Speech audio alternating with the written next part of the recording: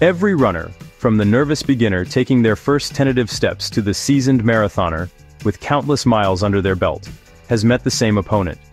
It is a formidable, invisible wall that rises unexpectedly on the path ahead. It whispers, and sometimes shouts, a single tempting command: stop. This feeling is a universal part of the running experience. It is not a sign of weakness or failure. Rather, it is a signal from your body and mind that you are pushing your limits. The journey to becoming a runner who can continue without stopping is not about never feeling this urge, but about learning how to answer it, manage it, and ultimately, run right through it. It's a conversation between your will and your weariness. The challenge of running without stopping is a complex interplay of physical and mental factors. Physically, your muscles begin to ache as they run low on glycogen, your lungs burn as they work to supply oxygen, and your heart rate climbs, signaling the strain on your cardiovascular system. These are real, tangible limits. Mentally, the battle can be even tougher. The repetitive motion can lead to boredom. Start sending powerful signals that walking or stopping altogether is the most logical choice. Overcoming this requires more than just physical fitness. It demands mental resilience. Understanding that this struggle is shared by everyone is the first step toward conquering it.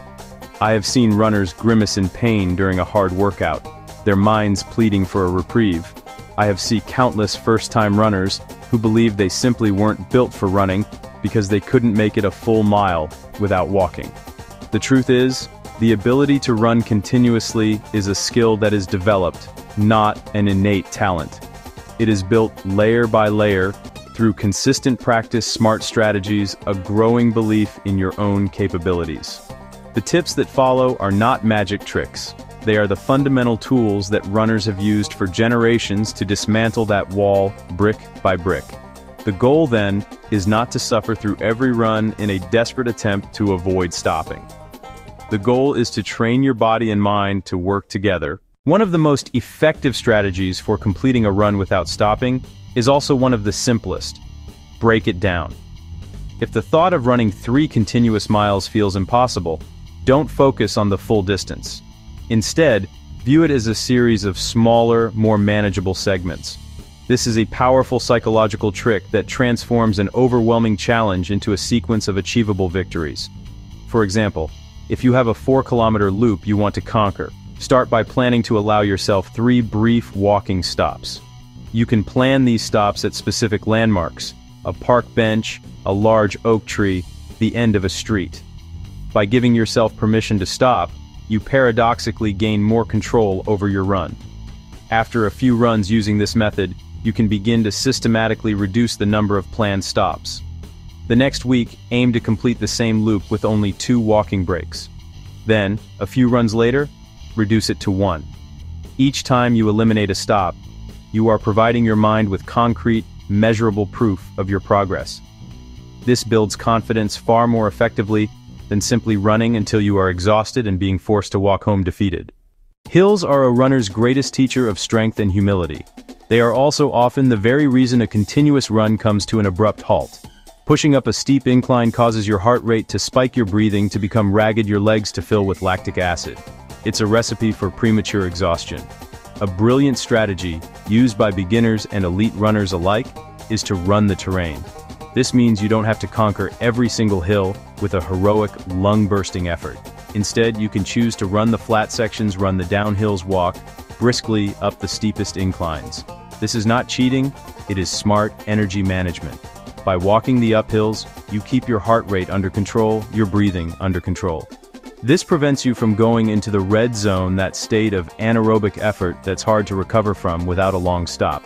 You'll transition smoothly back into a comfortable running pace on the flat or downhill. One of the most common mistakes I see in aspiring runners is starting out too fast. Fueled by fresh energy and enthusiasm, they burst from their front door at a pace that is simply unsustainable. Within a few minutes, their body is overwhelmed, and the desire to stop becomes overpowering. The secret to running longer is to learn from the best runners in the world, the Kenyans. They are famous for beginning their runs at an incredibly slow pace, often a shuffle that is barely faster than walking. This is known as the Kenyan shuffle, and it serves a crucial purpose. It allows the body to warm up, gradually easing the muscles, lungs, and heart into the work ahead. By starting slowly, you give your physiological systems time to adapt. Your body needs a few minutes to shift from a resting state to an active one. Blood needs to be redirected to your muscles, your respiratory rate needs to increase steadily, and your energy systems need to fire up. A slow start, however, allows you to stay in an aerobic zone where your body is comfortably using oxygen to produce energy. When you feel that you absolutely must stop, try this instead. Slow down to a walk for just 20 steps, 30 steps. When you stop completely, your muscles can quickly begin to cool down and stiffen, making it much harder to start running again. Your heart rate also drops more dramatically. By keeping your body in motion with a walk, you maintain blood flow, keep your muscles pliable, and allow your heart rate to recover more gently. This active recovery is a technique used by track athletes between hard repetitions for this very reason. Walking is not quitting. It is a bridge that allows you to continue your forward progress while giving your body a momentary break. You will find it far easier to transition from a walk back into a jog than from a dead stop. The goal is to keep moving forward. Your body is an engine, and food is its fuel. Attempting to complete a run without stopping when your tank is empty is like expecting a car to drive without gasoline. To run continuously, you must ensure your body has adequate energy stores. This doesn't require a complicated diet, but it does demand some thoughtful planning. Your primary source of running fuel is carbohydrates, which your body stores as glycogen in your muscles and liver. This means eating well throughout the day and paying particular attention to your meal the night before a morning run. You don't want to start a run too hungry, or with a heavy, just-eaten meal sitting in your stomach. The ideal pre-run snack is light and easily digestible about 30 to 60 minutes before you start. For runs under an hour, you generally do not need to carry any food with you. Pay attention to how different foods make you feel.